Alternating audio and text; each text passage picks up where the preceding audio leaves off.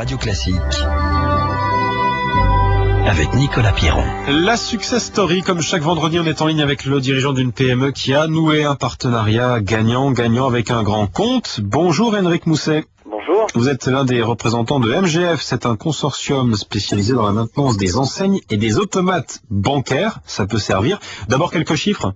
Aujourd'hui, MGF, donc le consortium regroupe 5 entreprises, donc Net Informatique qui est le mandataire du consortium, Exosign qui est basé à Paris, Batifini qui est basé en fait à Montpellier et Montauban, Elena qui est à Lisieux, et puis SEGD qui est sur Dunkerque. Au niveau des chiffres, l'effectif global du consortium c'est 226 salariés.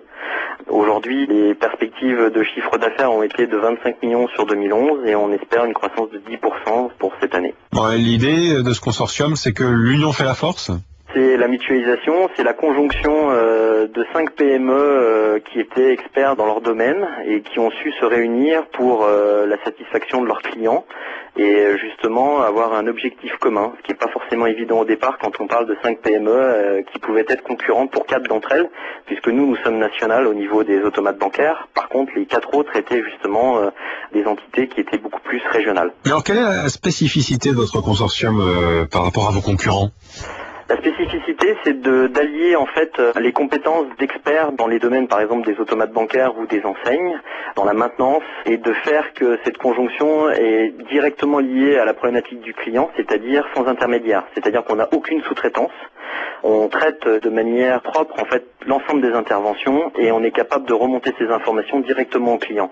À savoir qu'une des particularités de notre offre, c'est qu'on a un système d'information avant-gardiste puisque tous nos techniciens sont équipés de PDA, aussi bien les parties automates que les parties enseignes, et que cette information est remontée en temps réel directement aux autres partenaires donc du consortium et bien sûr le client qui lui a un visuel en temps réel, c'est-à-dire quelques secondes après que le technicien ait validé sa mission. Alors Henrik Mousset, vous avez noué un partenariat il y a quelques années avec la Société Générale. Comment ça s'est fait ? Alors, ce partenariat date depuis 2008, puisque c'est à l'occasion d'un appel d'offres de la Société Générale où ils ont dénoncé les contrats antérieurs que nous avions individuellement pour chaque entreprise avec la Société Générale. Et l'appel d'offres a été lancé de manière à avoir un interlocuteur, ou on va dire un acteur, une entreprise unique qui devait couvrir l'ensemble du périmètre.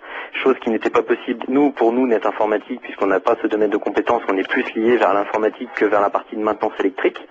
Et de même pour les partenaires qui, eux, avaient un secteur régional beaucoup plus restreint et qui n'avaient pas cette couverture nationale. Donc en fait, nous avons dû nous réunir, et c'est à l'initiative du service immobilier du Réseau France et en collaboration avec le service achat du groupe Société Générale, que le consortium s'est créé. Donc c'est une belle histoire, puisque au départ c'est un peu un mariage de raison, et depuis c'est devenu une histoire concrète avec un beau success story. Mais du coup ça ne vous rend pas trop dépendant de ce gros client ? Non, aujourd'hui, en fait, à l'origine de la création du consortium, ça pouvait apparaître en tant que tel, mais c'est vrai que c'est plutôt une conjonction de forces des 5 PME qui font la force du consortium. Donc au contraire, je dirais plutôt qu'on est plutôt en force aujourd'hui plutôt que le contraire. Merci Henrik Mousset, je rappelle donc MGF, la success story du jour, à retrouver ce matin en page Région des Échos. 6h53.